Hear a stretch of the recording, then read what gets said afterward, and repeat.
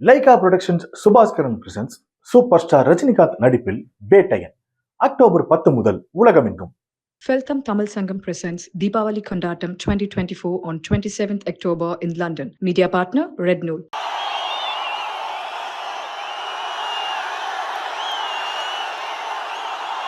உங்கள் அனைவருக்கும் என்னுடைய பணிவார்ந்த வணக்கத்தை தெரிவித்துக் கொள்கிறேன். நான் உங்களுக்கு நன்றி சொல்லவே உங்கள் முன்னால் நின்று கொண்டிருக்கிறேன்.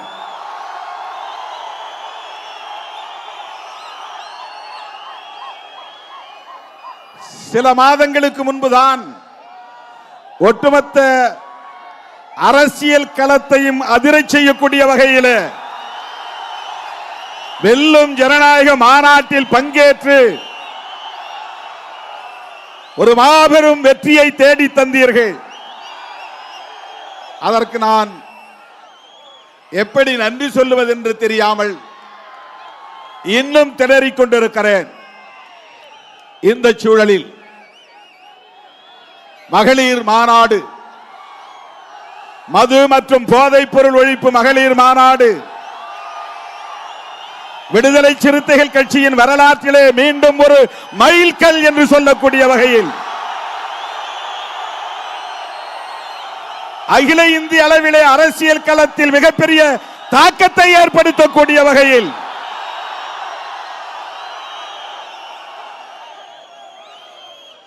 லட்சக்கணக்கிலே திரண்டு வந்து இந்த மாநாட்டை வெற்றி பெற செய்து கொண்டிருக்கிற என் உயிரின் உயிரான விடுதலை சிறுத்தைகளே, உங்கள் காலடிகளில் என் நன்றியை காணிக்கையாக்குகிறேன். எந்த மாநாட்டிலும் இல்லாத ஒரு சிறப்பு இந்த மாநாட்டில் லட்சக்கணக்கான பெண்கள் இந்த மாநாட்டுக்கு திரண்டு வந்திருக்கிறார்கள்.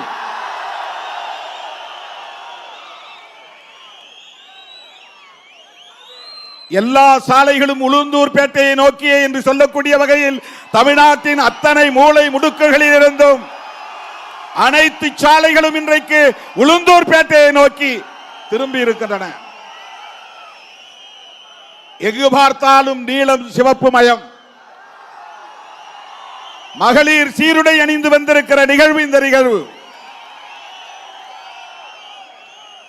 எங்கே வானம் பொத்துக்கொண்டு மழையை கொட்டுமோ என்று நான் அஞ்சியபடியே அமர்ந்திருந்தேன். எப்போதும் இயற்கை நம்பக்கம்தான், எப்போதும் இயற்கை நம்பக்கம்தான், எப்போதும் இயற்கை நம்பக்கம்தான். இன்றைக்கும் நம் பக்கம் நிற்கிறது. இந்த மாநாடு வெற்றி பெறுவதற்கு இயற்கை மிகப்பெரிய அளவிலே நமக்கு ஒத்துழைத்திருக்கிறது. இருட்டிக் கொண்டே இருக்கிறது.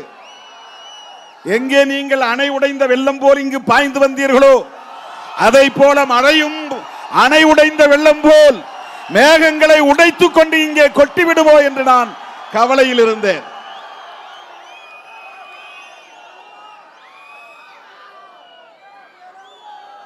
ஏராளமான தோழர்கள் லட்சக்கணக்கிலே இன்றைக்கு திரண்டு வந்திருக்கிறீர்கள்.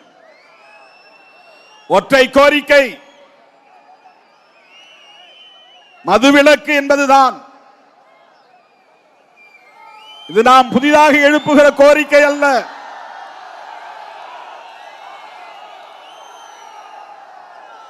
நாம் கண்டுபிடித்த புதிய கோரிக்கை அல்ல. நம்முடைய புரட்சியாளர் அம்பேத்கர் அவர்களால் தனது கொள்கை ஆசான் என்று அறிவிக்கப்பட்ட கௌதம புத்தர் காலத்தில் இருந்து இந்த கொள்கை மக்களிடத்திலே பேசப்பட்டு வருகிறது. திருமாவளவன் திடீரென்று ஏன் மதுவிலக்கை பற்றி பேசுகிறார் என்று ஆளாளுக்கு தம் வாய்க்கு வந்தபடியெல்லாம் சமூக ஊடகங்களில் பேசிக் கொண்டிருக்கிறார்கள். திருமாவளவனுக்கு ஏன் இந்த திடீர் ஞானம் என்கிறார்கள்? திருமாவளவன் பகவான் புத்தர், மகாத்மா பூலே, புரட்சியாளர் அம்பேத்கர், தந்தை பெரியார், ஐயன் திருவள்ளுவர், ஐயா வைகுண்டர், ஸ்ரீ நாராயணகுரு போன்ற மாமனிதர்களின் கொள்கைகளை உள்வாங்கியவன், அந்த ஞான வம்சத்தில் இருந்து வந்தவன். அதனால் எனக்கு அந்த ஞானம் உதித்தது. நாங்கள் சாதி பெருமை மத பெருமை பேசி திரியக்கூடியவர்கள் அல்ல, பகவான் புத்தரின் கொள்கைகளை பேசக்கூடியவர்கள். அதனால்தான் புத்தருக்கு சிலை இங்கே, அதனால்தான் புரட்சியாளர் அம்பேத்கரின் சிலை இங்கே, அதனால்தான் மேடை முகப்பிலே பகவான் புத்தரின் திருவுருவம் பொறிக்கப்பட்டிருக்கிறது. முகப்பிலே இருக்கிற வரவேற்பு வளைவிலே ஒரு புறம் ஐயன் திருவள்ளுவர், இன்னொரு புறம் கௌதம புத்தர், ஒரு புறம் தந்தை பெரியார், இன்னொரு புறம் பேரறிஞர் அண்ணா, ஒரு புறம் புரட்சியாளர் அம்பேத்கர், பெருந்தலைவர் காமராஜர். இந்த மாநாட்டிலே மிக முக்கியமாக ஒரு கவனிக்க வேண்டிய ஒரு செய்தி, இதுவரையில் நம் மேடைகளில் பார்த்திராத ஒன்று, இதுவரையில் நாம் பயன்படுத்தப்படாத ஒரு உருவம், இரண்டு உருவங்கள். ஒருவர் தேசப்பிதா காந்தியடிகள், அவருக்கு இங்கே வெட்டுருவங்களை வைத்திருக்கிறோம். இன்னொருவர் மூதறிஞர் ராஜாஜியின் வெட்டுருவத்தை, கட் அவுட் வெட்டுருவத்தை வைத்திருக்கிறோம். ஏன்? இது தேர்தலுக்காக அல்ல, அரசியல் உள்நோக்கம் கொண்ட மாநாடு அல்ல. மதுவை வேண்டாம் என்று சொல்லக்கூடிய மாமனிதர்கள் அத்தனை பேருடைய வாழ்த்துக்களும் நமக்கு தேவை. காந்தியடிகளின் கொள்கைகளில் நமக்கு விமர்சனங்கள் இருக்கலாம், ஆனால் அவருடைய கொள்கைகளில் நமக்கு இரண்டு கொள்கைகள் உடன்பாடு உண்டு. ஒன்று மதசார்பின்மை, இன்னொன்று மதுவிலக்கு. அவருடைய உயிர் மூச்சு கொள்கைகளில் ஒன்று மதுவிலக்கு.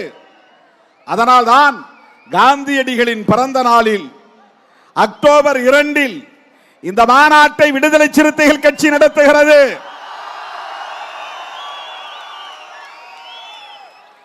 அதிலும் சில அறிவுஜீவிகள் விமர்சனம் செய்தார்கள். ஏன் அம்பேத்கர் பிறந்த நாள் கிடைக்கவில்லையா? அவருடைய நினைவு நாள் இல்லையா? எதற்காக காந்தி பிறந்த நாள்? நாம் முதலில் அறிவித்தது செப்டம்பர் 17 தந்தை பெரியார் பிறந்த நாள். அதை தள்ளி வைத்ததற்கு 2 காரணம். ஒன்று, நாடாளுமன்ற கூட்டத்தொடரில் நாம் கவனம் செலுத்த நேர்ந்து விட்டது, மாநாட்டுக்கு கால அவகாசம் இல்லை. இரண்டாவது, இந்த பகுதியிலே பாட்டாளி மக்கள் கட்சியை சார்ந்தவர்கள் சமூக நீதி நாள் என்று 17ஆம் தேதி விழுப்புரம் மாவட்டம் எங்கும் நிகழ்ச்சி நடத்துவதுண்டு. அப்படிப்பட்ட சூழலில் எதிரும் புதிருமாக மக்கள் திரண்டு வருவதை தவிர்க்க வேண்டும் என்பதற்காக, அந்த காரணங்களுக்காக செப்டம்பர் 17 நடத்துவதாக அறிவிக்கப்பட்ட மாநாட்டை காந்தியடிகளின் பிறந்த நாள் அடுத்து வருகிறது. அந்த நாள் பொருத்தமான நாள், சரியான நாள் என்று முடிவு செய்து நாம் அறிவித்து இன்றைக்கு நடத்தி கொண்டிருக்கிறோம். தோழர்களே, கௌதம புத்தர் 5 ஒழுக்கங்களை, பஞ்சசீலங்களை போதித்தவர். அதிலே மிக முக்கியமானது மதுவிலக்கு. மது அருந்தக்கூடாது, மது அருந்தக்கூடாது, பொய் சொல்லக்கூடாது, திருடக்கூடாது. இதெல்லாம் புத்தரின் போதனைகள்.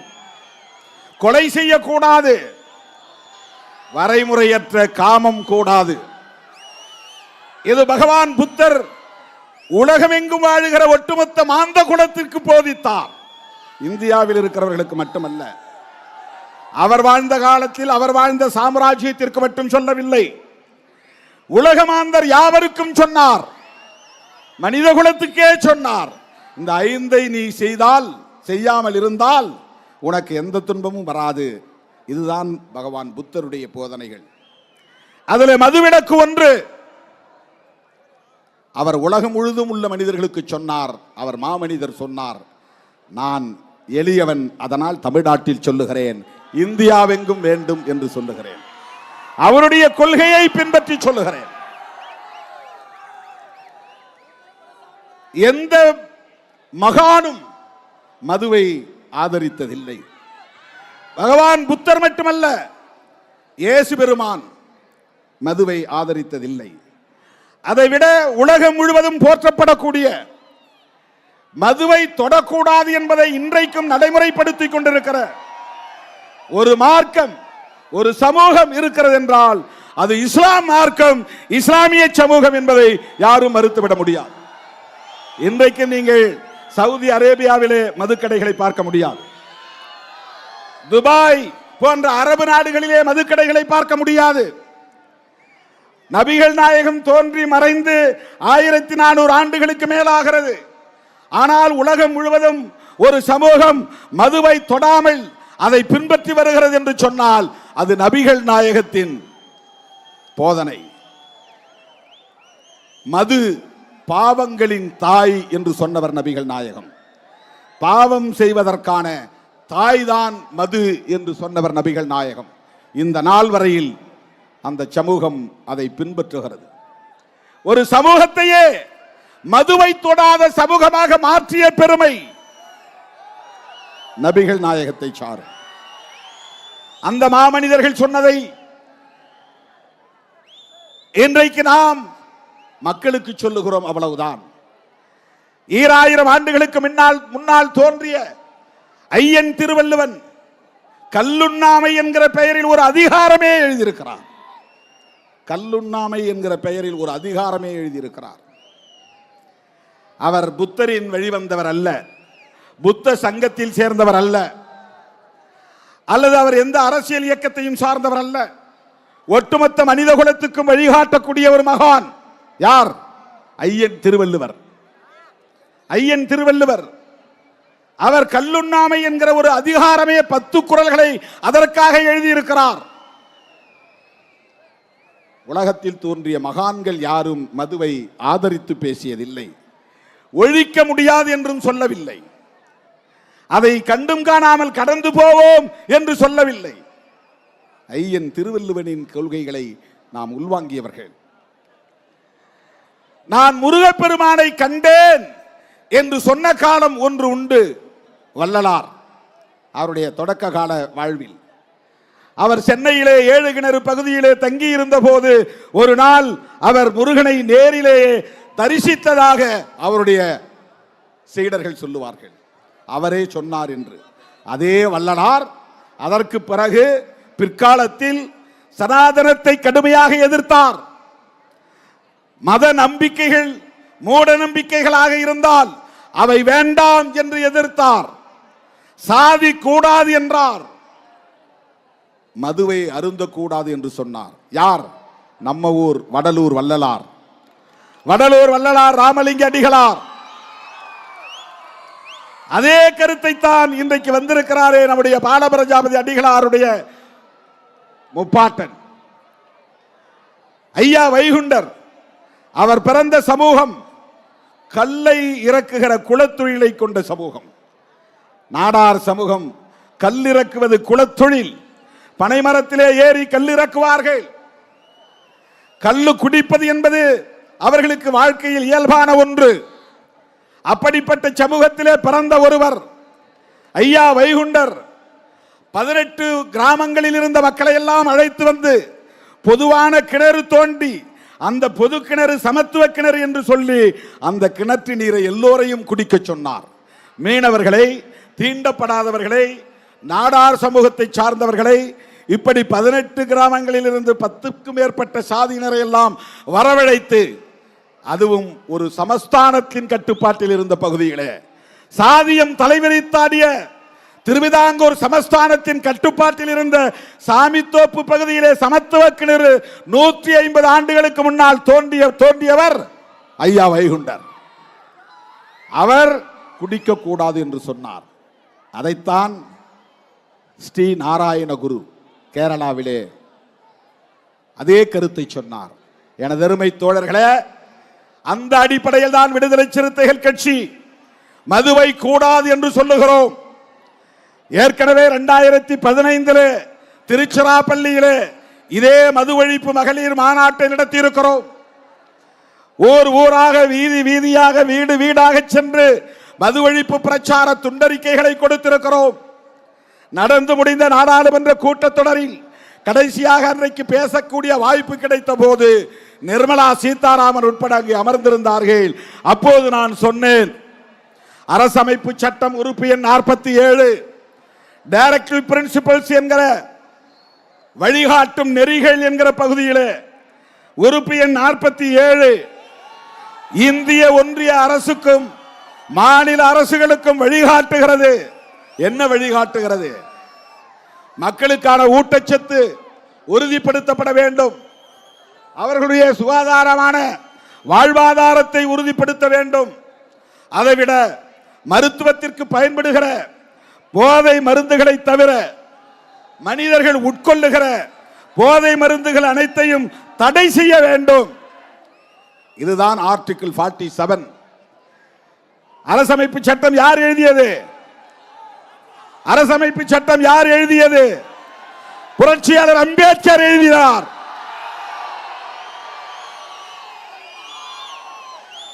அவர் எங்க மதுவை ஒழிக்க வேண்டாம் சொன்னார்னு சில பேர் இப்ப எடுத்து பேசிட்டு இருக்கிறான். அவர் மதம் மாறி பௌத்தத்தை தழுவிய போது 22 உறுதிமொழிகளை ஏற்றுக்கொண்டார். அந்த 22 உறுதிமொழிகளில் ஒரு உறுதிமொழி, நான் என் வாழ்நாளில் ஒரு முறை கூட மதுவை தொடமாட்டேன். அவன் தான் புத்திஸ்ட். புத்திஸ்ட் யார்? மதுவை தொடமாட்டேன். புரட்சியாளர் அம்பேத்கர் அவர்கள் உறுதிமொழி ஏற்றுக்கொண்டார். உறுதிமொழியை ஏற்றுக்கொண்டார். அந்த 47 அரசமைப்பு சட்டம் உறுப்பு எண் 47 சொல்லுவதை சுட்டிக்காட்டி நாடாளுமன்றத்தின் மக்களவையிலே நான் பேசினேன். இந்திய அளவில் மதுவிலக்கு வேண்டும் என்பதுதான். உடனே தமிழ்நாட்டில் மதுவிலக்கு வேண்டான்ட்டார் திருமாவளவன். இந்த அரைவேக்காடுகள் எல்லாம் ஊடகங்களிலே வாய்க்கு வந்தபடி விமர்சனங்கள். தமிழ்நாடு உட்பட இந்தியா முழுவதும் மதுவிலக்கு வேண்டும். தமிழ்நாட்டில் இருக்கிறவர்கள் மட்டும்தான் பாதுகாக்கப்பட வேண்டும் என்று இல்லை. இந்தியா முழுவதும் எளிய மக்கள் பாதிக்கப்படுகிறார்கள். உழைக்கிற மக்களின் வாழ்வாதாரம் சுரண்டப்படுகிறது. மனித வளம் பாழாகிறது. இவ்வளவு பேர் இருக்கிறோம். இதுல எத்தனை பேர் என்ஜினியர் என்று தெரியாது? என்ஜினியர் இருக்கலாம். உங்களில் எத்தனை பேர் டாக்டர் என்று தெரியாது? உங்களில் டாக்டர்கள் வரலாம். உங்களில் எத்தனை பேர் சினிமா இயக்குநர்களாக இருப்பீர்கள் என்று தெரியாது. உங்களிலிருந்து சிறப்பான புகழ்பெற்ற சினிமா திரைப்பட இயக்குநர்கள் வரலாம். உங்களில் எத்தனை பேர் ஆற்றல் வாய்ந்த பேச்சாளர்கள் இருப்பீர்கள் என்று தெரியாது. உங்களில் பேச்சாளர்கள் வரலாம். உங்களில் எத்தனை பேர் சிறந்த கவிஞர்கள் இருப்பீர்கள் என்று எனக்கு தெரியாது. மிக சிறப்பான கவிதைகளை படைக்கிற படைப்பாளிகள் நீங்கள் இருக்கலாம். உங்களில் எத்தனை பேர் பேராசிரியர்களாக இருப்பீர்கள் எனக்கு தெரியாது. வரலாம். இங்கே வந்திருக்கிற லட்சக்கணக்கான இளைஞர்களில் இளம் பெண்களில் பல பேர் பேராசிரியர்களாக வர முடியும், வழக்கறிஞர்களாக வர முடியும், நீதிபதிகளாக வர முடியும். அதைவிட சிறந்த தலைவர்களாக உருவாக முடியும்.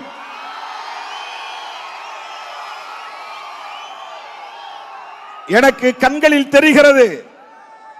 என் உயிரின் உயிரான விடுதலை சிறுத்தைகள் நல்ல தலைமை பண்புள்ள ஆற்றல் வாய்ந்த இளைஞர்களாக வளருவார்கள். கருத்தியல் சார்ந்து வளருவார்கள். இந்த தேசத்தை சாதி வெறியரிடமிருந்தும் மத வெறியரிடமிருந்தும் கட்டி காப்பாற்றி நல்வழிப்படுத்துவார்கள் என்கிற நம்பிக்கை இருக்கிறது. உங்களில் அவ்வளவு பேர் இளமையாக இருக்கிற போது தெரியாது. ஆனால் இதில் குடித்து குடிப்பழக்கத்திற்கு ஆளாகி அடிமையாகி அதிலிருந்து மீள முடியாமல் போனால் என்ன ஆகும்? எத்தனை அம்பேத்கரை நாம் இழக்க நேரும்? இதில் அம்பேத்கர் உருவாகலாமே, உங்களில் பெரியார் உருவாகலாமே.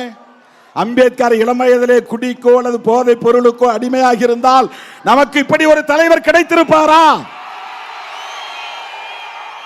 பெரியார் இளம் வயதிலே குடிப்பொருளுக்கு, மதுவுக்கு, போதை பொருள்களுக்கு அடிமையாகி இருந்தால் தந்தை பெரியார் என்கிற ஒரு மாமனிதர் நமக்கு கிடைத்திருப்பாரா? உலகத்துக்கே வழிகாட்டக்கூடிய மாமேதை காரல் மார்க்ஸ் ஒரு அடிக்டாக மாறி இருந்தால், போதை அடிமையாக மாறி இருந்தால் நமக்கு ஒரு மார்க்ஸ் கிடைத்திருப்பாரா? யோசித்து பாருங்க. எனது அருமை தோழர்களே,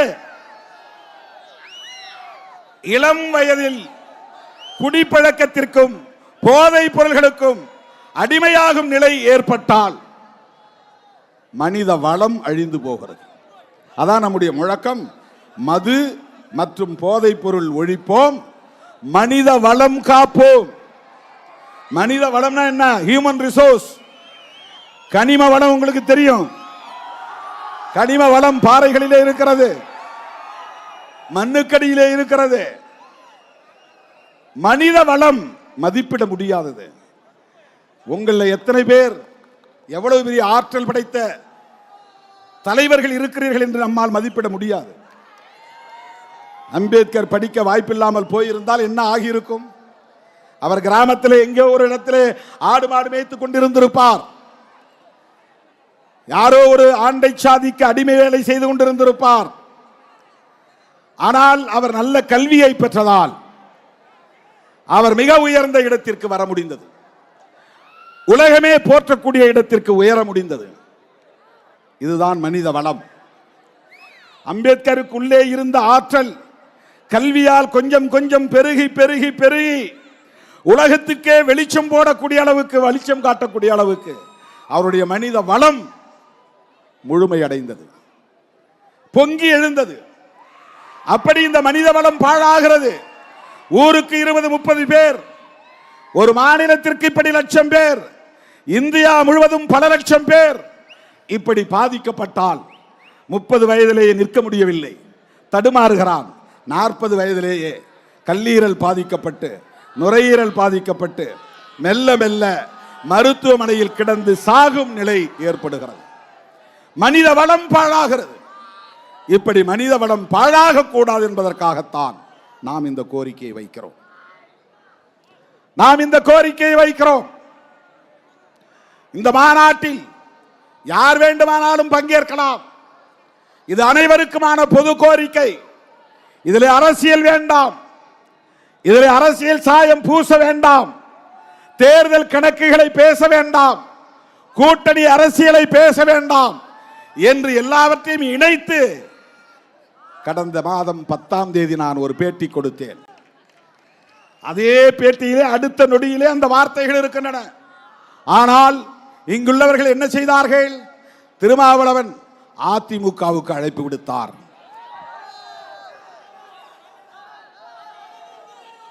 கூட்டணி மாறப்போகிறார். ஒட்டுமொத்தமாக இந்த மாநாட்டின் உயர்ந்த நோக்கத்தையே சிதைத்து விட்டார்கள். மதுவை ஒழிக்க முடியுமா முடியாதா என்று விவாதத்தை நடத்தியிருக்க வேண்டும். போதைப் பொருள்களை ஒழிக்க முடியுமா முடியாதா என்ற விவாதத்தை நடத்தியிருக்க வேண்டும். மதுவை வியாபாரம் செய்யக்கூடிய சந்தையிலே எந்த மாஃபியா கும்பல் இருக்கிறது என்பதை பற்றி விவாதித்திருக்க வேண்டும். போதைப் பொருள்கள் தமிழ்நாட்டில் மட்டும்தான் பயன்பாட்டில் இருக்கிறதா, இந்தியா முழுவதும் இருக்கிறதே, அந்த போதைப் பொருள்களின் புழக்கத்திற்கு பின்னால் இருக்கிற மாஃபியா கும்பல் யார் யார் என்று விவாதம் நடத்தி இருக்க வேண்டும். மது ஒழிப்புக்காக இதுவரையில் என்னென்ன இயக்கங்கள் நடந்திருக்கின்றன என்பதை விவாதித்திருக்க வேண்டும். காந்தியடிகள் எப்படி இதனை உயிர் மூச்சு கொள்கையாக ஏற்றுக்கொண்டார், பரப்பினார் என்பதை விவாதித்திருக்க வேண்டும். காங்கிரஸில் இருந்த காலத்திலே தந்தை பெரியாரும் அவருடைய துணைவியார் நாகம்மையாரும் அவருடைய சகோதரி கண்ணம்மாவும் எப்படி காந்தி கொள்கையை ஏற்றுக்கொண்டு மது விலக்குக்காக போராடினார்கள் என்பதை விவாதித்திருக்க வேண்டும். காந்தி சொன்னார் என்பதற்காக தமது தோட்டத்திலே இருந்த தோப்பிலே இருந்த 500க்கும் மேற்பட்ட தென்னை மரங்களை வெட்டி எறிந்தவர் பெரியார். பெரியாருடைய பங்களிப்பை பேசி இருக்க வேண்டும். திராவிட முன்னேற்ற கழகத்தை நிறுவிய நிறுவனர் தலைவர் பேரறிஞர் அண்ணா மதுவிலக்கு கொள்கையிலே எப்படி உறுதியாக இருந்தார், அதை விவாதித்திருக்க வேண்டும். ஊடகங்களில் பேசக்கூடியவர்கள் அதை பேசி இருக்க வேண்டும். திருமாவளவன் இப்போது கிளம்பியிருக்கிறாரே, இவரால் மதுவை ஒழித்து விட முடியுமா என்று, மதுவை ஒழிப்பதற்கு என்ன சாத்தியக்கூறுகள் இருக்கின்றன, ஒழிக்க முடியாது என்பதற்கு என்ன சிக்கல்கள் இருக்கின்றன என்பதை விவாதித்திருக்க வேண்டும். ஏன் ஐயன் திருவள்ளுவன் கல்லுண்ணாமை என்கிற அதிகாரத்தில் 10 குறளை எழுதினார் என்பதை விவாதித்திருக்க வேண்டும். அப்படியெல்லாம் இவர்கள் பேசவில்லை. அற்ப காரணத்தை நம்முடைய மாநாட்டுக்கு கற்பித்தார்கள். திருமாவளவன் ஏதோ கணக்கு போட்டுதான், இன்னும் 1.5 வருஷத்துக்கு மேல இருக்கு, 18 மாதங்கள் இருக்கின்றன. எதுக்கு? 2026 சட்டமன்ற தேர்தலுக்கு இன்னும் 18 மாதங்கள். இதுல 3 மாசம், 25 12 மாசம், அதுல ஒரு 4 மாசம். அவ்வளவு நாட்களுக்கு பின்னால் வரப்போகிற தேர்தலுக்கு இப்போதே நாம் அடி போடுகிறோம் என்று அரசியல் பேசுகிறார்கள், விவாதம் செய்கிறார்கள். இந்த மாநாட்டின் உயர்ந்த நோக்கத்தையே திசை திருப்பி விட்டார்கள், மடைமாற்றம் செய்து விட்டார்கள்.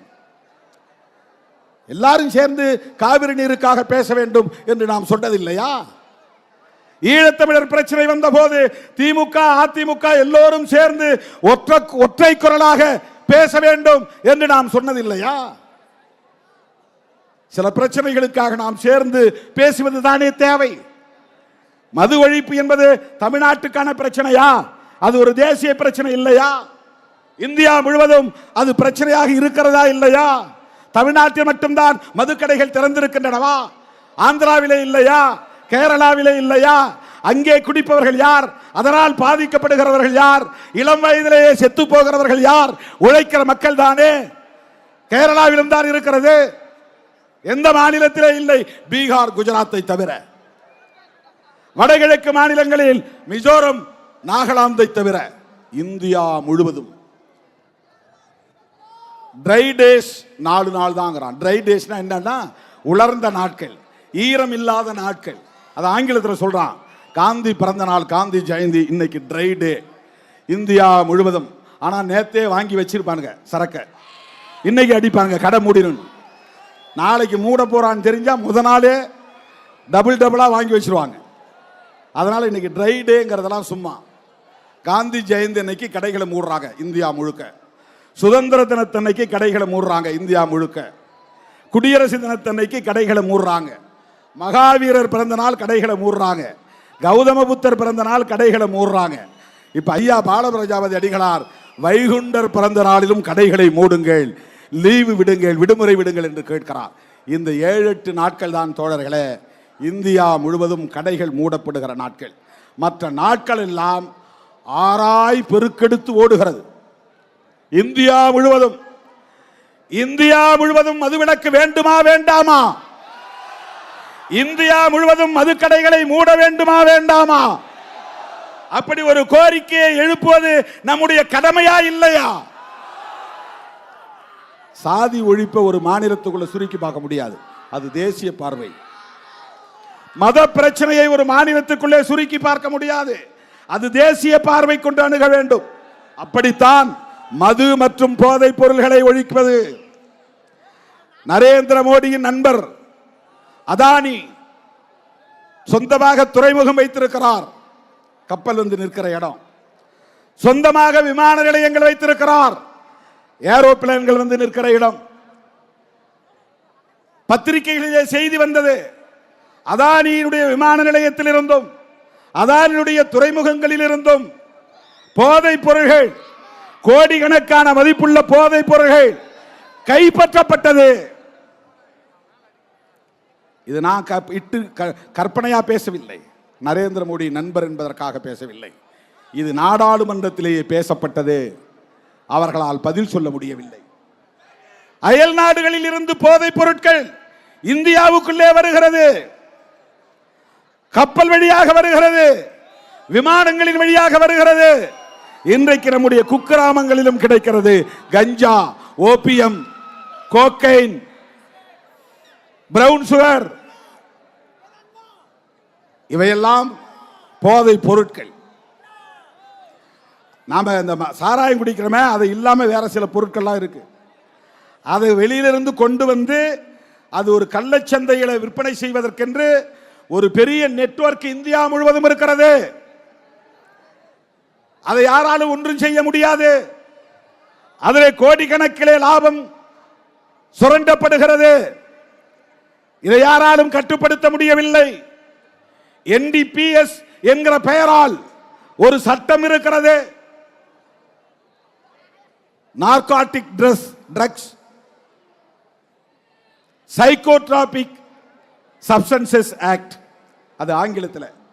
போதையூட்டும் மருந்துகள், நார்காட்டிக் ட்ரக்ஸ், சைக்கோட்ராபிக் சப்ஸ்டன்சஸ் உளவியல், மனதை பாதிக்கக்கூடிய, மனநோயாளி ஆக்கக்கூடிய பொருள்கள்.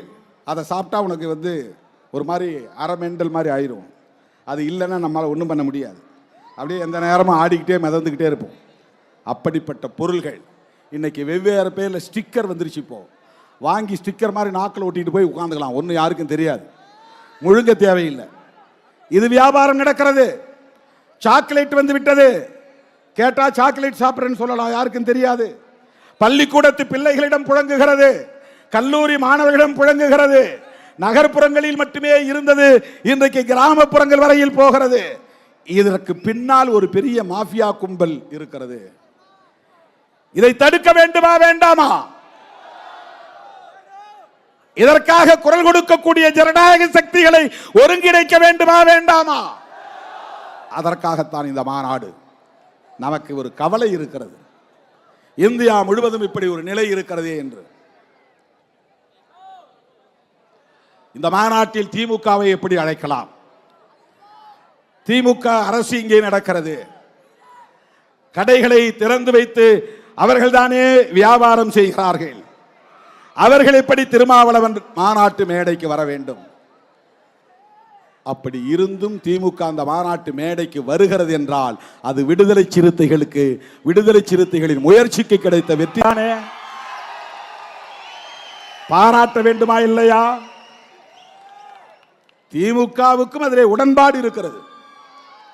மதுவை ஒழிக்க வேண்டும், அதிலே உடன்பாடு இருக்கிறது. இது இன் பிரின்சிபல், கொள்கை அடிப்படையிலே மதுவை ஒழிக்க வேண்டும் என்பதிலே எங்களுக்கும் உடன்பாடு இருக்கிறது. நடைமுறை சிக்கலில் அதை உடனே எங்களால் மூட முடியவில்லை. திமுக தலைவர் கலைஞர் தானே இதை கொண்டு வந்தார் என்று பலரும் சொல்லுகிறார்கள். 1971 வந்தது உண்மைதான். பேரறிஞர் அண்ணா 67 முதலமைச்சரானார், 69 காலமானார். 2 ஆண்டுகள் முதலமைச்சர் பொறுப்பிலே இருந்தார். அப்போது மதுக்கடைகளை திறக்க வேண்டும் என்ற கோரிக்கை எழுந்தது, மது விலக்கை ரத்து செய்ய வேண்டும் என்ற கோரிக்கை எழுந்தது. பேரறிஞர் அண்ணா சொன்னார், மாட்டேன், அப்படி ஒரு வருமானம் எனக்கு தேவையில்லை, மறுத்தார், திறக்கவே இல்லை. ஆனால் அந்த பேரறிஞர் அண்ணா ஒரு கோரிக்கை எழுப்பினார். ஊடகங்களிலே உளறிக் கொண்டிருப்பவர்கள் புரிந்து கொள்ள வேண்டும், திருமாவளவன் ஏன் மோடி கிட்ட போய் கேட்கிறார் அப்படின்னு கேட்கிறாங்க. இங்கே போய் முதல்வர்கிட்ட கேட்காம மோடி கிட்ட ஏன் கேட்கிறார்? 2 கோரிக்கையும் தான் வைக்கிறோம், அதை யாரும் பார்க்கறது இல்லை. தமிழ்நாடு அரசுக்கு கோரிக்கை மதுக்கடைகளை மூடு, இந்திய அரசுக்கான கோரிக்கை இந்தியா முழுவதும் மதுக்கடைகளை மூடுவதற்கு தேசிய மதுவிலக்கு கொள்கையை வரையறுத்து சட்டம் இயற்று, அவ்வளவுதான். 2 அரசுக்கும் கோரிக்கை வைக்கிறோம். தோழர்களே, கலைஞர் 71 கடையை திறந்தார் என்பது உண்மைதான். அதற்கு அவர் என்ன விளக்கம் சொன்னார் என்றால், மது விலக்கை நடைமுறைப்படுத்துகிற மாநிலங்களுக்கு வருவாய் இழப்பை ஈடு செய்யக்கூடிய வகையில் இந்திய ஒன்றிய அரசு இழப்பீட்டு நிதியை வழங்க வேண்டும். அன்றைக்கு காங்கிரஸ் அரசாங்கத்திடம் அவர் கேட்டார், நிதி தரல, நிர்வாகம் நடத்த முடியல, போதிய பட்ஜெட் வரவு செலவு போதுமானதாக இல்லை. வேறு வழி இல்லாமல் நெருப்பு வளையத்திற்கு நடுவிலே கற்பூரம் சிக்கிக் கொண்டதை போல அவர் சொன்ன விளக்கம். சுத்தி நெருப்பு எரியுது, நடுவில் ஒரு சூடம் கற்பூர கட்டி இருக்கு, அந்த கற்பூர கட்டி தானா பிடித்து எரியும் என்பதை போல வேறு வழி இல்லாமல் நான் மதுக்கடைகளை திறந்தேன் என்று சொன்னார். அதை சரி என்று நாம் நியாயப்படுத்தவில்லை. ஆனால் அன்றைக்கு இருந்த பொருளாதார நெருக்கடியின் அடிப்படையிலே அன்றைய முதல்வர் கலைஞர் அதை சொன்னார். ஆனால் அதே கலைஞர் 1974 மூடினார், மூடிவிட்டார். அப்போது அவர் சொன்னார், தேசிய அளவில் ஒரு மதுவிலக்கு கொள்கை தேவை, அதுதான் இங்கே நான் வைக்கிற கோரிக்கை. அதற்கு பிறகு மதுக்கடைகளை திறந்தது யார்? யாரும் அதை பேசுவதில்லையே. அதன் பிறகு இங்கே மதுக்கடைகளை திறந்தது மட்டுமில்லாமல் டாஸ்மாக் என்கிற நிறுவனத்தை உருவாக்கியது யார்? நம்ம தம்பிங்களாம் டாஸ்மார்க் டாஸ்மார்க் மார்க் இல்லை, அதுக்கு முன்னால கெடா மார்க்னு சாராயம் வந்துச்சு. அதெல்லாம் உங்களுக்கு தெரியாது, எனக்கு தெரியும். எல்லா ஊர்லேயும் சாராய கடை இருக்கும். அந்த கடையெல்லாம் இப்போ தனியார்கிட்ட விட்டுருவாங்க. அவர் ஒரு குறிப்பிட்ட அமௌண்ட்டை மட்டும் வாங்கிட்டு மொத்தமாக தனியாற்ற விட்டுருவாங்க. அவன் வந்து உள்ளூரில் சாராயத்தை உற்பத்தி பண்ணி கெடா மார்க், மீசை மார்க் அப்படின்லாம் சாராயம் விற்பனை பண்ணுவான். அந்த மாதிரி மார்க்குன்னு நினச்சிக்கிட்டு டாஸ்மார்க்ன்றாங்க. டாஸ்மார்க் இல்லை, TASMAC, TASMAC, Tamil Nadu state marketing corporation, Tamil Nadu மாநில வாணிப கழகம். இதை உருவாக்கிய அரசு எது? யாரும் இதை பேசுவதில்லையே. எம்ஜிஆருக்கு இதில் என்ன பங்கு? ஜெயலலிதா அம்மையார் இதில் என்ன செய்தார்? இன்றைக்கு ஆட்சி பொறுப்புக்கு வந்திருக்கிற திராவிட முன்னேற்ற கழக தலைவர் ஸ்டாலின் அவர்கள் வந்த பிறகா இந்த மதுக்கடையை திறந்தார் என்ற கேள்வியும் எழுகிறது. நான் டிஃபெண்ட் பண்ணி பேசவில்லை. உரையாடக்கூடியவர்கள் எப்படி பேசுகிறார்கள், வாதாடக்கூடியவர்கள் எப்படி பேசுகிறார்கள், அதற்குள்ளே என்ன சூட்சமம் இருக்கிறது, சூழ்ச்சி இருக்கிறது என்பதை புரிந்து கொள்ள வேண்டும். பேசக்கூடியவர்கள் யாரும் எம்ஜிஆர் காலத்திலே மதுக்கடைகள் ஏலம் விடப்பட்டன. ஜெயலலிதா காலத்திலே மதுக்கடைகளை அரசாங்கமே வியாபாரம் செய்யக்கூடிய வகையில் சட்டப்பூர்வமாக்கியது, முறைப்படுத்தியது.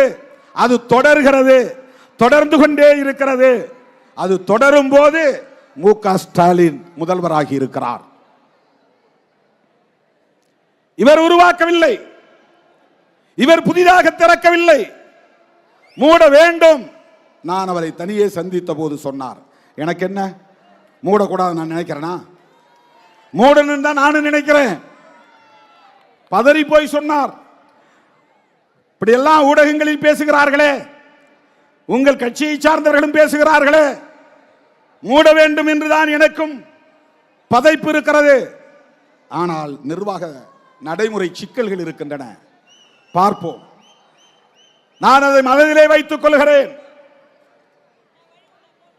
அதன் பிறகுதான் ஒரு கூட்டத்திலே, மண்டலவாரி செயற்குழு கூட்டத்திலே பேசும்போது நான் சொன்னேன், திராவிட முன்னேற்ற கழக அரசு இந்த மதுக்கடைகளை துணிந்து மூடினால் வருகிற 2026 சட்டமன்ற தேர்தல் வருவதற்கு முன்னதாக இந்த மதுக்கடைகளை திமுக அரசு மூடினால் திமுகவே மீண்டும் ஆட்சிக்கு வரும். அந்த சூழல் தமிழ்நாட்டிலே இருக்கிறது என்று நான் சொன்னேன். அதற்கு என்ன காரணம்? திமுக ஆட்சிக்கு வர வேண்டும் என்பதல்ல நோக்கம். திமுக ஆட்சிக்கு வருவோம் என்கிற வாய்ப்பை பயன்படுத்தியாவது திமுக அரசு இந்த மதுக்கடைகளை மூட வேண்டும் என்பதுதான் நம்முடைய நோக்கம். உங்களுக்கு என்ன லாபம் என்று கேட்டார்கள். மதுக்கடைகளை மூடினால் அது சிறுத்தைகளுக்கு லாபம். மதுக்கடைகள் மூடப்பட்டால் அது சிறுத்தைகளுக்கான வெற்றி. மதுக்கடைகள் மூடப்பட்டால் மக்களுக்கு நலம் பயக்கும். அது மட்டும் இல்லாமல் தமிழ்நாடு அரசு நம்முடைய தீர்மானங்களில் சொல்லி இருக்கிறோம், நேரில் சந்திக்கும் போதும் சொன்னோம், நீங்க சட்டமன்றத்தில் தீர்மானம் நிறைவேற்றி அனுப்ப வேண்டும். ஆர்டிகிள் 47 அடிப்படையில் இந்திய அரசு ஒரு நேஷனல் பாலிசி, தேசிய மதுவிலக்கு கொள்கையை கொண்டு வருவதற்கு, அதன் அடிப்படையிலே ஒரு சட்டம் இயற்றுவதற்கு தமிழ்நாடு சட்டமன்றத்திலே தீர்மானம் நிறைவேற்ற வேண்டும். இது முதல்வருக்கு நாம் விடுத்திருக்கிற கோரிக்கை. இதையெல்லாம் யாரும் பேசவில்லை. சராசரி அரசியல்வாதியாக நம்மை எடை போடுகிறார்கள். நான் சொல்ல விரும்புகிறேன், ஒருவேளை தேர்தல் அரசியலே வேண்டாம், பெரியாரை போல ஐயா வைகுண்டரை போல மக்கள் நலம் காக்கிற ஒரு சமூக இயக்கமாகவே நடத்தவும், அப்படி ஒரு இயக்கத்தை வழிநடத்தவும் கூட திருமாவளவன் தயாராவானே தவிர முன்வைத்த காலை ஒருபோதும் திருமாவளவன் பின்வைத்ததில்லை, பின்வைக்க மாட்டான். எனக்கு அந்த தேவையில்லை. எனக்கு என்ன பயம்? என்னுடைய கைகள் சுத்தமாக இருக்கிறது, என் கைகள் சுத்தமாக இருக்கின்றன. இன்னைக்கு காலையில காந்தி மண்டபம் போனேன். காந்தி மண்டபத்தில் காந்தி சிலைக்கு மாலை போட்டுவிட்டு அப்புறம் காமராஜர் சிலைக்கு மாலை போடலாம் என்று தோழர்கள் ஏற்பாடு செய்திருந்தார்கள். காந்தி மண்டபத்துக்கு போகும்போது போலீஸ் வந்து என்கிட்ட சொன்னாங்க, சார் கவர்னர் வராரு, கவர்னர் வந்து மாலை போட்ட பிறகுதான் மற்றவங்க எல்லாம் போடணும். இப்போ நான் போய் போட முடியாதா? சாரி சார், போட முடியாது. ஏன்? கவர்னர் வந்து போகிறது 10:30 மணி ஆயிரும். எனக்கு இங்கே உளுந்தூர்பேட்டை வரணும். அங்கேருந்து 4 மணி நேரம். மற்றவங்களுக்கெல்லாம் 4 மணி நேரம்னா எனக்கு 6 மணி நேரம் ஆகும். நம்ம தோழர்கள் அங்கங்கே மறிப்பாங்க. ஒவ்வொரு டோல்கேட்லேயும் அங்கே ஆள் நிற்கும். வழியில் நின்று மறிப்பாங்க. நேரம் ஆயிரும். 4 மணிக்கெல்லாம் நம்ம வந்து மேடைக்கு போகணும். அதனால் காந்தி சிலைக்கு வாங்கின மாலையும் எடுத்துக்கிட்டு போய் காமராஜர் மண்டபத்திலே எல்லா மாலையும் மொத்தமாக வச்சுட்டு அவருக்கு வீர வணக்கம் செலுத்திட்டு வந்துட்டோம். ஆனால் ஊடகங்களில் என்ன எழுதுகிறார்கள்? மேனாள் ஆளுநர் அக்கா தமிழிசை காந்தியை அவமதித்து விட்டார். அப்புறம் காந்தி மது ஒழிப்புக்கு போராடியவர், அவருக்கு இவர் மரியாதை செய்யல, மது ஒழிப்பு மாநாடு நடத்துறாரு, அவருடைய கொள்கைக்கே அது எதிராக இருக்குமோ அப்படின்னு சொல்றாரு. அவங்க என்ன சொல்ல வராங்கன்னா, திருமாவளவன் தினந்தோறும் பாட்டில் திறக்கக்கூடிய ஆள் அப்படின்னு சொல்றாங்க. அக்கா தமிழிசை அவர்களே, நீங்கள் குடிக்க மாட்டீர்கள் என்று நான் நம்புகிறேன். உங்களுக்கு குடிப்பழக்கம் இருக்காது என்று நான் நம்புகிறேன். உங்களைப் போல்தான் நானும், எனக்கு அந்த பழக்கம் இல்லை. நான் தடய அறிவியல் துறையிலே ஒரு அறிவியல் உதவியாளராக, ஒரு இளநிலை விஞ்ஞானி என்கிற பொறுப்பிலே பணியாற்றினேன். அப்ப ஒவ்வொரு 3 மாசத்துக்கும் ஒரு டிவிஷன் மாற்றுவாங்க. அதுல ஒரு டிவிஷன் புரோகிபிஷன், மதுவிலக்குத்துறை. மதுவிலக்குத்துறையில் என்னன்னா, போலீஸ் பிடிச்சிட்டு வரான் பாருங்க கள்ளச்சாராயம், திருட்டுத்தனமா ஊரல் காய்ச்சறான்னு பாருங்க அந்த ஊரல், அப்புறம் மது ஆலைகள் உற்பத்தி பண்றாங்கல்ல, பீர், விஸ்கி, பிராண்டி, அதெல்லாம் பாட்டிலா முதல்ல அங்கே தான் வரும், எங்ககிட்ட தான் வரும். நாங்கள் பிப்பெட்டு வச்சு உறிஞ்சி அதை குடுவையில் போட்டு அதை ஆய்வு பண்ணி அதில் எவ்வளவு ஆல்கஹால் இருக்கு அப்படின்னு கண்டுபிடிச்சு சர்டிபிகேட் கொடுக்குற இடத்துல நான் வேலை செஞ்சேன். சர்டிபிகேட் கொடுத்தேன். நான் கையெழுத்து போடணும்.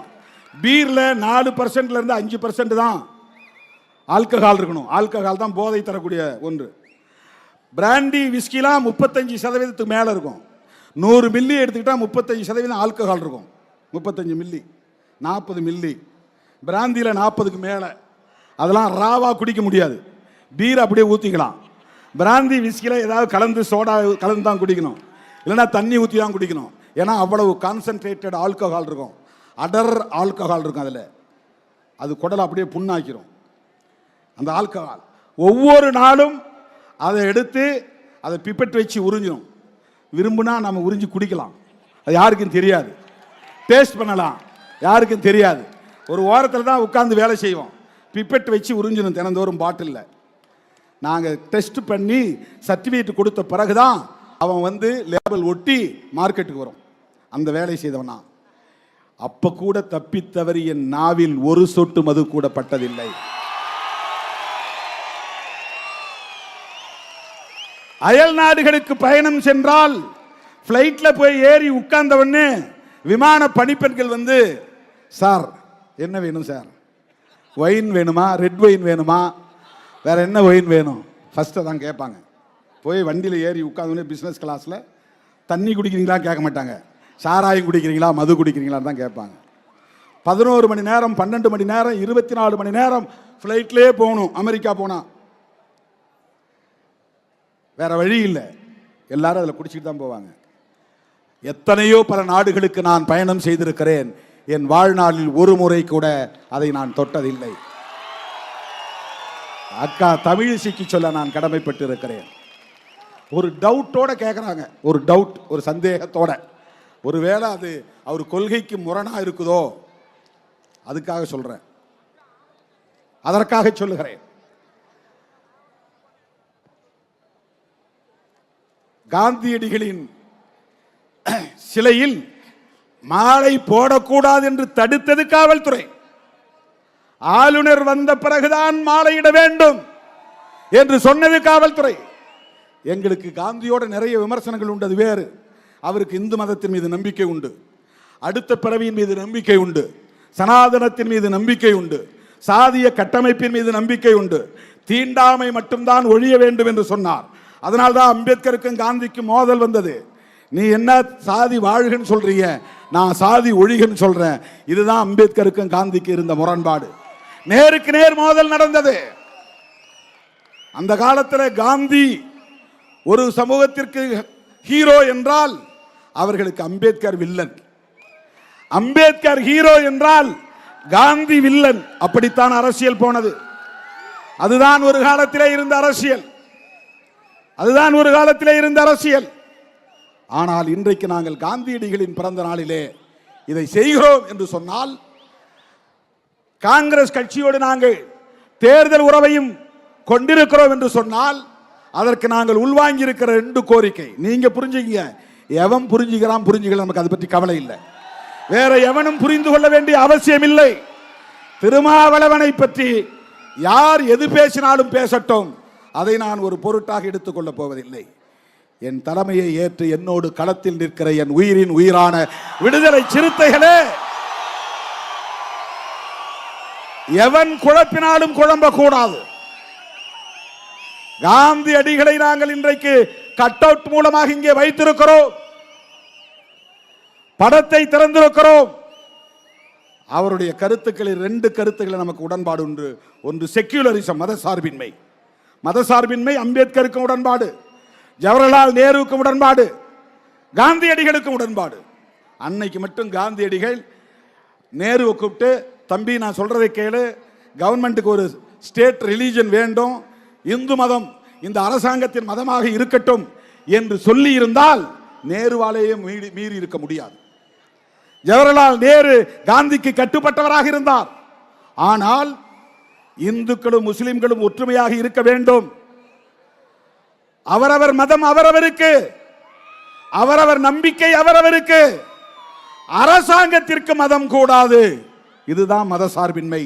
இதை சொன்னார் என்பதற்காகத்தான் RSS கும்பலை சார்ந்த நாத்துராம் கோட்சே என்பவன் கையெடுத்து கும்பிட்டு கொண்டே போய் அந்த மாமனிதரை பக்கத்தில் நெருக்கத்தில் நின்று துப்பாக்கியால் சுட்டுக் கொன்றான். இந்த மதம் தவறானது என்று சொன்ன அம்பேத்கரை சுடவில்லை. இந்த மதத்தில் இருக்க நான் வெட்கப்படுகிறேன் என்று சொன்ன அம்பேத்கரை சுடவில்லை. நான் பிறக்கும் போது ஒரு இந்துவாக பிறந்திருக்கலாம், சாகும் போது ஒரு இந்துவாக சாக மாட்டேன் என்று அந்த மதத்தை விட்டு வெளியேறி 10 லட்சம் பேரோடு பௌத்தம் தழுவிய புரட்சியாளர் அம்பேத்கரை அவன் சுடவில்லை. அந்த மதத்தை உயிருக்கு உயிராக நேசித்த, மூச்சுக்கு 300 முறை array Ram array Ram array Ram என்று சொன்ன நாத்துராம் கோட்சே சுட்ட போது கூட அப்படியே ஹரே ராம் என்று சொல்லிக்கொண்டே மண்ணில் சரிந்து விழுந்த அந்த காந்தியடிகளை எவன் சுட்டான்? RSS காரன் சுட்டான். சாவர்கரின் மாணவன் நாத்துராம் கோட்சே சுட்டான். அவன் சுட்டதற்கு ஒரே காரணம் காந்தியடிகள் ஏற்றுக்கொண்ட மதசார்பின்மை என்பதுதான். அதனால் தான் காங்கிரஸோடு இருக்கிறோம், விடுதலை சிறுத்தைகள் கட்சி. அதனால் தான் காந்தியின் பிறந்த நாளில் இந்த மாநாட்டை நடத்துகிறோம். மதசார்பின்மை என்பதை போல மதுவிலக்கிலே உறுதியாக இருந்தார் புரட்சியாளர் அம்பேத்கர், மகாத்மா காந்தி, ஜவஹர்லால் நேரு, தந்தை பெரியார், பேரறிஞர் அண்ணா, இவர்களெல்லாம் இந்த புள்ளியில் ஒரே நேர்கோட்டில் பயணிக்கக்கூடியவர்கள், ஒரே நேர்கோட்டில் பயணிக்கக்கூடியவர்கள். அதை உணர்ந்து கொண்டவர்கள் விடுதலை சிறுத்தைகள், அதை உள்வாங்கி இருப்பவர்கள் விடுதலை சிறுத்தைகள். ராஜாஜிக்கு ஏன் கட் அவுட்? ராஜாஜி யார்? அவர் ஒரு பார்ப்பன சமூகத்தை சார்ந்தவர், உங்களுக்கு தெரியும். அண்ணா அவரை பற்றி சொல்லுவாராம், எல்லாருக்கும் தலையில தான் மூளை, ராஜாஜிக்கு மட்டும் உடம்பெல்லாம் மூளை. ஆனா உடம்பெல்லாம் மூளையா இருந்தாலும் உடம்பெல்லாம் அவருக்கு வஞ்சகமும் இருக்கு என்று அண்ணா அவரை விமர்சிப்பாராம். அப்படிப்பட்ட ராஜாஜி சேலம் முனிசிபாலிட்டி தலைவராக இருந்தார். சேலத்திலிருந்து வந்திருக்க தம்பிங்களுக்கு தெரியும், சேலம் அவருடைய சொந்த ஊர். அங்க ஒரு நகராட்சி தலைவராக இருந்தார் 1937. நாடு விடுதலை அடைவதற்கு 10 வருஷத்துக்கு முன்னாடி. இதெல்லாம் நீங்க தெரிஞ்சுக்கணும், இதெல்லாம் தெரிஞ்சுக்கணும். ராஜாஜி 1937 நகராட்சி மன்ற தலைவராக இருந்தபோது பிரிட்டிஷ் அரசாங்கம் தான் ஆட்சியிலே இருந்தது. பிரிட்டிஷ் அரசாங்கம் மதுக்கடைகளை திறந்து விடுங்கயான்னா, ஜனங்க குடிக்கட்டும். ஏன் குடிக்கணும்? குடிச்சிட்டு அவன் பாட்டு கிடந்தாதான். ஏன் வரியை ஏத்துறன்னு கேட்க மாட்டான், ஏன் எனக்கு பள்ளிக்கூடம் திறந்து வைக்கலன்னு கேட்க மாட்டான். மக்கள்கிட்ட எந்த உரிமை போராட்டமும் நடக்காது. அவன் பாட்டுக்கே குடிச்சிட்டு விழுந்து கிடப்பான். பொண்டாட்டி நடுத்தருவில் நிற்பா, பிள்ளைங்க நடுத்தருவில் நிற்கும். அவன் அப்பா குடிக்கிறத பார்த்துட்டு பிள்ளையும் குடிப்பான், புள்ள குடிக்கிறத பார்த்துட்டு அவன் பொண்டாட்டியும் குடிப்பா. இப்படி ஒரு சமூகம் அழியட்டும். இப்படியெல்லாம் ஒரு காலத்திலே ஆட்சியாளர்களுக்கு சூது இருந்தது, சூழ்ச்சி இருந்தது.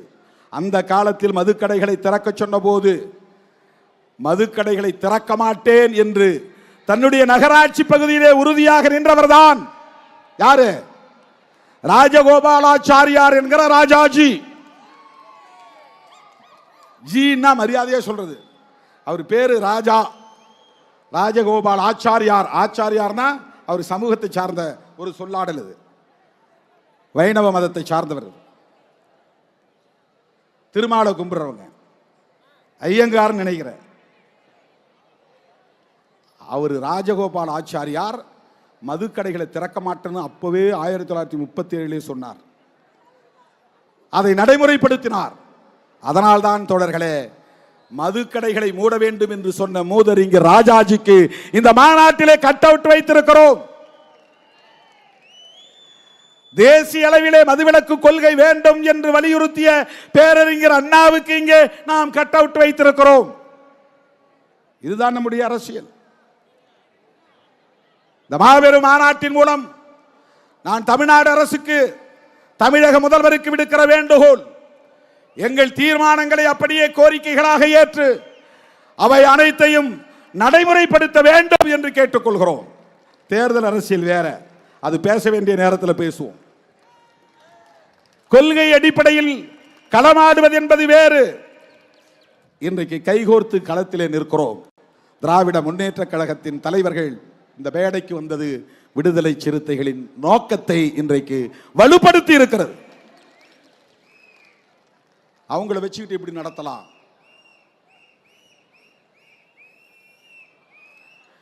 இன்னொருத்தர் கேட்கிறார், திறந்தது இவங்க, மூடுறது அவங்களான்னு. பெரிய அறிவுஜீவின்னு நினைச்சிட்டு கேட்கிறாங்க. புதுசா பெரிய கண்டுபிடிப்பு. இந்திய ஒன்றிய அரசுக்கு பொறுப்பு இருக்கிறதா இல்லையா? வேடிக்கை பார்ப்பது மட்டும்தான் ஒன்றிய அரசின் கடமையா? 1954 பண்டித ஜவஹர்லால் நேரு அவர்கள் பிரதமராக இருந்த காலத்தில் ஸ்ரீமன் நாராயணன் என்பவர் தலைமையிலே ஒரு குழுவை அமைத்தார்கள். அதிலே 6-7 பேர் உறுப்பினர்களாக இருந்தார்கள். 2 பேர் எதிர்கருத்துக்களை பேசினார்கள். என்ன கருத்து பேசினார்கள் தெரியுமா? பழங்குடி மக்கள்லாம் தினந்தோறும் வேலை செய்யணும்னா அவன் குடிக்கணும். அவன் என்ன சொல்றான்னா, எஸ்சி எஸ்டி மக்கள் தான் கூட்டுறாங்க, தினந்தோறும் நீங்க போய் கூட்டிக்கிட்டு இருக்கீங்களா? அப்படி ஒரு பேரு இந்தியா முழுக்க. எஸ்சி எஸ்டி மக்கள் தான் கக்கூஸ் கழுவுறாங்க, தினந்தோறும் நீங்க கக்கூஸ் கழுவிட்டு உட்காந்துருக்கீங்களா? இதுதான் இந்தியா முழுக்க இருக்கிற உளவியல். உழைக்கிற மக்களை, விவசாயம் செய்யக்கூடிய மக்களை கக்கூஸ் கழுவுகிற சாதி என்று 19 பெயர் சூட்டி வைக்கிறார்கள். எவ்வளவு பெரிய அயோக்கியத்தனம் இது! பறை அடித்ததால் தான் பறையங்கிறான். ஊர்ல எத்தனை பேர் பறை அடிக்கிறான்? அது அயோக்கியத்தனம். இது ஒரு ஊர்ல 1-2 பேர் தான் பறை அடிப்பான், வேற யாரும் அடிக்கிறது கிடையாது. யாருக்கு அடிக்க தெரியாது. ஊர்ல 1-2 பேர் ஆண்டை சாதிகாரம் வச்சிருப்பான், என் வீட்டில் பணம் வந்துச்சு வந்து அடிச்சுட்டு போவான். இப்பெல்லாம் அது எவனும் போறது கிடையாது. பிறந்த உடனே எல்லாம் கண்ணு முழிச்சதும் சென்னைக்கு வந்துடுறான், பாம்பேக்கு போயிடுறான், நாக்பூர் போயிடுறான், டெல்லிக்கு போயிடுறான். நீயே உன் சாணியை அள்ளிக்கடான்ட்டு போயிடுறான் அவன். நீயே உன் பணத்தை போய் புதைச்சிக்கோ, நீயே எழுது சொல்ல போ, அப்பதான் உனக்கு புத்தி வரும். இப்ப 10 ஆண்டுகளாக இது இது திருமாக்காலம் என்று பாடல் பாடுகிறோமே, வாயை கட்டி பாட்டு இருக்கிறதே, வாயை கட்டி கையை கட்டி வாழ்ந்தது அந்த காலம். அது அந்த காலம். இது திருமா காலம் என்ற அந்த பாடல் எவன் இன்றைக்கு பறையடிக்கிறான்? இவருக்கு பேரு பறையன்னு பேரு. எவ்வளவு பெரிய அயோக்கியத்தனம் இது! அதில் இருக்கிறவன் சொல்கிறான், அந்த கமிட்டியில் இருக்கிறவன் சொல்கிறான், அவங்கெல்லாம் ரொம்ப கீழ்த்தரமான வேலை செய்கிறாங்க, அந்த வேலை செய்யணும்னா அவன் குடிக்கணும். சட்டமன்றத்தில் இதே மாதிரி ஒரு விவாதம் வந்துச்சு. தேவதாசி முறையை ஒழிக்கிறதுக்கு அண்ணா ஆட்சி காலத்திலே, கலைஞர் ஆட்சி காலத்திலே ஒரு சட்டம் வந்தது. அந்த சட்டம் வந்தப்ப ஒரு அம்மா எழுந்திருச்சு, ஐயோ அப்படிலாம் அதெல்லாம் ஒழிக்கக்கூடாது, தேவதாசியில் இருந்தால் நல்லது, அப்போதான் திமிரு பிடிச்ச ஆண்களால் குடும்பத்து பெண்கள் எல்லாம் பாதிக்கப்படாமல் பாதுகாப்பாக இருப்பாங்க. ஒரு குறிப்பிட்ட சில பெண்கள் தேவதாசிகளாக இருந்தால் குடும்பத்து பெண்கள் பாதுகாக்கப்படுவாங்களாம். அதுக்காக ஒரு பெண்மணி பிறந்தா அவளுக்கு பொட்டு கட்டி விட்டுருவாங்க. பொட்டு கட்டி விட்டுட்டா ஊரில் பொதுவானவள்னு அர்த்தம், யார் வேண்டதுனாலும் அந்த பெண்ணோட பழகலாம். இப்படி ஒரு காலத்தில் இருந்துச்சு. இதை ஒழிக்கிறது சட்டம் கொண்டு வந்தப்போ அவங்க சொன்னது, அப்போ பதில் சொன்னார்கள் சட்டமன்றத்தில், இத்தனை காலம் எங்கள் பெண்கள் பொட்டு கட்டி இருந்தார்கள், இனிமேல் நீங்கள் அந்த தொழிலை கொஞ்ச காலம் செய்யுங்கள், உங்கள் வீட்டு பெண்கள் அதை செய்யட்டும். அப்படிதான் இப்ப இன்னைக்கு நாம கேட்க வேண்டியிருக்கு. அவன் என்ன சொல்றான் பாருங்க, கக்கூஸ் கழுவுறவனுக்கு தண்ணி வேணும், பெனஞ்சுடுறவனுக்கு தண்ணி வேணும், பறை அடிக்கிறவனுக்கு தண்ணி வேணும், குடிச்சாதான் அவன் அந்த வேலையை செய்ய முடியும், கூட்டுறவனுக்கு தண்ணி வேணும், குடிச்சாதான் அந்த வேலையை செய்ய முடியும். எப்படி நியாயப்படுத்துறான் பாருங்க. ஆனால் ஸ்ரீமன் நாராயணன் குழு 1955 உடனடியாக பரிந்துரைகளை தந்தது. அந்த பரிந்துரைகளைத்தான் இன்றைக்கு நாங்கள் நினைவூட்டுகிறோம். அவன் என்ன சொன்னா, குறிப்பிட்ட ஒரு தேதியை சொல்லி இந்த தேதிக்குள்ள எல்லா மாநில அரசும் மதுக்கடைகளை மூடுவோம் என்று உறுதியளிக்க வேண்டும். ஒரு குறிப்பிட்ட தேதிக்குள்ளாக இந்திய ஒன்றிய அரசு மதுவிலக்கை நடைமுறைப்படுத்த சட்டம் கொண்டு வர வேண்டும். அதை தான்டா இன்னைக்கு நாங்க சொல்றோம். ஸ்ரீமன் நாராயணன் குழு சொன்ன பரிந்துரைகளை நடைமுறைப்படுத்துங்கள். நரேந்திர மோடியே அதை நடைமுறைப்படுத்துங்க. இல்லைன்னா நீ இப்போ ஒரு என்கொயரி கமிட்டி போடு, புரோஹிபிஷனுக்கு ஒரு என்கொயரி கமிட்டி போடு. அது உனக்கு பிடிக்கல. ஸ்ரீமன் நாராயணனுக்கு பிறகு தேக்சந்த் கமிட்டி வந்துச்சு. ஜஸ்டிஸ் தேக்சந்த் அப்படிங்கிறவர் தலைமையில் மறுபடியும் ஒரு கமிட்டி போட்டாங்க 1970, 20 வருஷம் கழிச்சு. அந்த கமிட்டி பரிந்துரை செய்தது. ஆனா மாநில அரசியல் ஒத்துக்கல, அதனால கடப்பில் போட்டாங்க. இப்ப நாங்க சொல்றோம், இந்துக்கள் தானே அதிகம் குடிக்கிறாங்க, முஸ்லிம்கள் குடிக்கலையே, கிறிஸ்தவர்கள் குடிக்கலாம் ஒருவேளை, இஸ்லாமியர்கள் 99% பேர் குடிக்கிறது இல்லை எனக்கு தெரிஞ்சு. ஒருவேளை 90% பேரை வச்சுங்க, 10% பேரை விடுங்க. ஆனா இந்து சமூகத்தில் நீங்க சொல்லக்கூடிய இந்துக்களாக கருதப்படக்கூடிய விளிம்பு நிலை மக்கள் எத்தனை சதவீதம் பேர் குடிக்கிறார்கள்? இந்துக்களின் பாதுகாவலர்கள் என்று சொல்லிக் கொள்ளுகிற நரேந்திர மோடி அவர்களே, அமித்ஷா அவர்களே, இந்து சமூகத்தை பாதுகாக்க உங்களுக்கு பொறுப்பு இருக்கிறதா இல்லையா? மது கடைகளை மூட வேண்டிய பொறுப்பு உங்களுக்கு உண்டா இல்லையா? மாநில அரசுகளே முடிவு செய்யட்டும் என்றால் ஒருபோதும் முடிவு செய்ய மாட்டார்கள். நீங்களே ஒரு முடிவை செய்யுங்கள். தேசிய அளவிலே மதுவிலக்கு சட்டம் கொண்டு வாருங்கள். அதை நடைமுறைப்படுத்தலனா, இப்ப NEP நடைமுறைப்படுத்தலனா ஃபண்டை நிறுத்துற ஒருத்தன் கேள்வி கேட்கிறான். யாரு? இந்த சங்க பரிவாரங்கள். மதுவிலக்கு கொள்கை வேணுங்கிறாரு தேசிய அளவில், கல்வி கொள்கை வேணாங்கிறாரு தேசிய அளவில். ரெண்டுக்கும் வேறுபாடு தெரியல. மதுவிலக்கு கொள்கை வேண்டாம் என்பதில், மதுவிலக்கு கொள்கை வேண்டும், மதுக்கடைகள் வேண்டாம் என்பதில் நல்ல நோக்கம் இருக்கிறது. தேசிய கல்விக் கொள்கையில் தீய நோக்கம் இருக்கிறது. நீ சனாதனத்தை திணிக்க கொல்லைப்புற வழியாக வருகிறாய், மும்மொழி திட்டத்தை திணிக்க கொல்லைப்புற வழியாக வருகிறாய். அதனால் எதிர்க்கிறோம். ரெண்டுக்கு வேறுபாடு இருக்கு. இதுல ஒரு தீய நோக்கம் இருக்கிறது தேசிய கல்விக் கொள்கையில், இதில் நல்ல நோக்கம் இருக்கிறது மதுவிலக்கு கொள்கையில். ஆகவேதான் மத்திய அரசுக்கு, இந்திய ஒன்றிய அரசுக்கு, மோடி அரசுக்கு விடுதலை சிறுத்தைகள் கோரிக்கை விடுக்கிறது. இந்தியா முழுவதும் மதுவிலக்கை நடைமுறைப்படுத்த வேண்டும். எனது அருமை தோழர்களே, என் உயிரின் உயிரான விடுதலை சிறுத்தைகளே,